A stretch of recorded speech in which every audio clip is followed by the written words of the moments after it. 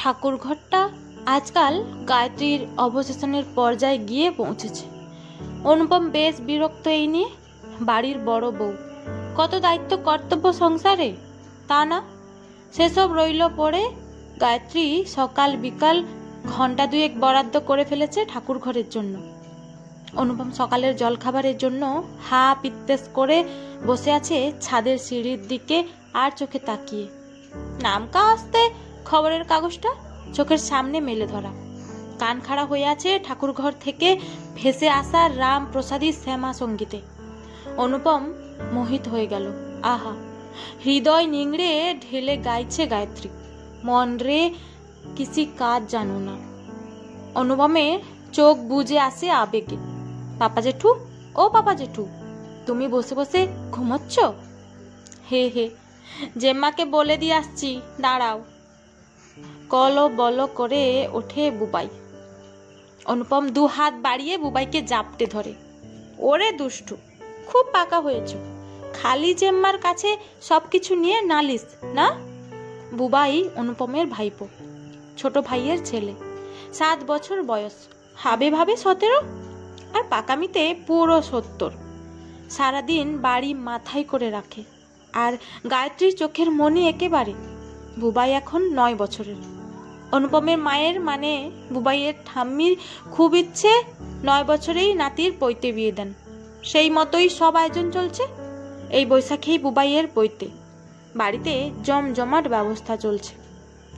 অনুপমের নাওয়া খাওয়ার সময় নেই। বাকি 3 ভাই এখনো চাকরিতে, তাদের সময় কোথায়?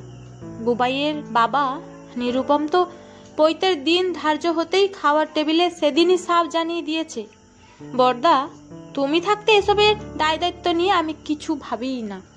কি কি খরচপত্র লাগবে তাই শুধু বলে দিও, আর বাদবাকি তুমি যেমন ভালো বোঝো তেমনই সব করবে। মেজো সেজো ভাইও তাতেই মত দিয়েছে। ভাইয়েদের স্ত্রীরাও সহমত। বাড়িতেই একটি ছেলে, ছোট ভাই নিরুপমের ছেলে বুবাই। তাই বুবাইয়ের ঠাম্মির ইচ্ছে খুব ধুমধাম করে একমাত্র নাতিটির পৈতে হোক। অনুপম মায়ের সাথে পরামর্শ আলোচনা করেই সব আয়োজন সম্পন্ন করছে। গায়ত্রী যোগ্য সহধর্মিনী বটে। অনুপমের সব কাজে সমর্থন তার। কেবল ইদানিং যেন গায়ত্রীর এই ঠাকুর ঠাকুর বাতিকটা ক্রমাগত বেড়েই চলেছে। এত কাজ আর গায়ত্রী লেট করে ফেললো বাড়ি থেকে বেরোতে। বুবাইকে নিয়েই বেরিয়েছে দুজনে। পাপা জেঠু আর জেম্মা বুবাইকে নিয়ে খেলনার দোকান থেকে বেরিয়ে আইসক্রিমের দোকানে গিয়ে বুবাইয়ের প্রিয় আইসক্রিম খেলো। জেম্মা আবার টুকি, মিমি, বনি 3 জনের জন্য আইসক্রিম প্যাক করিয়ে নিল। ওদের স্কুল থেকে ফেরার সময় হয়েছে এবং সঙ্গে অনেক জিনিসপত্র আর বুবাইয়ের কি পছন্দের একটা খেলনার বিরাট এক বাক্স। এত কিছু নিয়ে ফেরা কাজেই কোনো রকম ঝুঁকি না নিয়ে পাপা জেঠু ট্যাক্সি ধরলো। ট্যাক্সিতে বুবাই একেবারে গম্ভীর, হয়তো পৈতের দিন এগিয়ে আসছে বলে। জেম্মার সাথে কিন্তু বুবাই সারাদিনই কুটুর কুটুর করে, অনেক কথা বলে। তবে বাড়ির বাকি সকলের সাথে বুবাই আজকাল খুব কম গোনাগুন্তি কথাবার্তাই বলে। বড় হচ্ছে বলে হয়তো একটু চুপচাপই থাকে। বুবাইয়ের আবার আজকাল বেশ স্বাধীন চেতা স্বভাব হয়েছে, বেশ স্পষ্ট কথা বলতে শিখেছে। তবে বুবাইয়ের যত আবদার পাপা জেউয়ের কাছেই, আর হবে নাই বা কেন। বুবাইয়ের বাবা নিরুপম নামি খবরের কাগজের এডিটর, কাজের কোনো বাধা ধরার সময় নেই, সদা ব্যস্ত। বুবাইয়ের মা চৈতালি আবার নৃত্যশিল্পী, রিহার্সাল, শো, স্টেজ ওয়ার্কশপের ভিড়ে স্বামী সন্তান সংসারের জন্য কিঞ্চিত সময় বার করতেও হিমশিম খায় বেচারা। সব ব্যাপারেই ওরা বুবাইয়ের পাপা জেঠু আর জেম্মার উপরেই নির্ভর করে থাকে চোখ বুঝে। অনুপম আর গায়ত্রীও মশগুল থাকে বুবাই, টুকি, মিমি, বনি সবাইকে নিয়ে। তবে বুবাই ছোট বলে ওর আদরের ভাগটাও বেশ অনেকখানি বেশি পাপা জেঠু আর জেম্মার কাছে। বুবাইয়ের বড় হয়ে ওঠাতে পাপা জেঠু আর জেম্মাই তার প্রধান 2 কারিগর।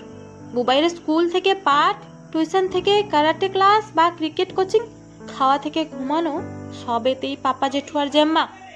এমনকি কখনো বুবাই হয়তো গুরুতর অসুস্থ, এদিকে ওর বাবা নিরুপমের হয়তো এমন কোনো অ্যাসাইনমেন্ট এসে পড়লো যে ছুটি নেওয়া পুরো অসম্ভব। আবার ওদিকে বুবাইয়ের মা চৈতালির হয়তো কলকাতার বাইরে শো রয়েছে, শো ক্যান্সেল তো সম্ভব নয়। এইরকম প্রতিটি সংকটের মুহূর্তে পাপাজেউ আর জেম্মার ভরসার দুজোড়া হাত সযত্নে বুবাইকে শুক্তির ভেতর মুক্তোর মতোই আগলে রেখেছে।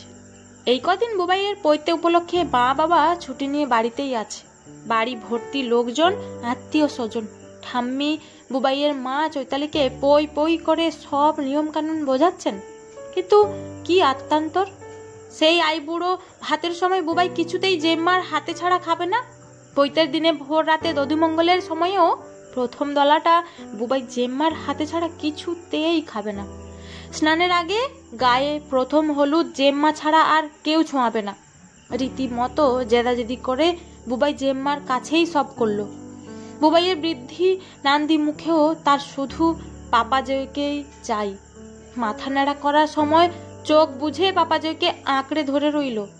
তারপর ন্যাড়া মাথায় কান ফুটোতে গিয়ে ব্যথায় কাতর বুবাই ঠোঁট গাল ফুলিয়ে পাপা জেঠুকে জড়িয়ে ধরে আবদার, পাপা জেঠু তুমি এসব না করালে আমি কিন্তু এসব পইতে টইতে কিছু পরবই না। বুবাইয়ের বাবাও ছেলের মন রাখতে বুবাইকে বাধা দিতে পারেনি। দাদাকে অনুরোধ করেছে বৃদ্ধি নান্দি মুখে বসতে। বুবাইয়ের পৈতে সম্পন্ন হয়েছে নির্বিঘ্নে। এবারে ওর ব্রহ্মচারী আচারের নিয়ম কানুন পালন চলছে, ভিক্ষা দান ও ভিক্ষা গ্রহণ পর্ব। হঠাৎ বুবাই খেয়াল করলো সবাই আছে সেখানে, শুধুমাত্র পাপাজেউ আর জেম্মা সেখানে নেই।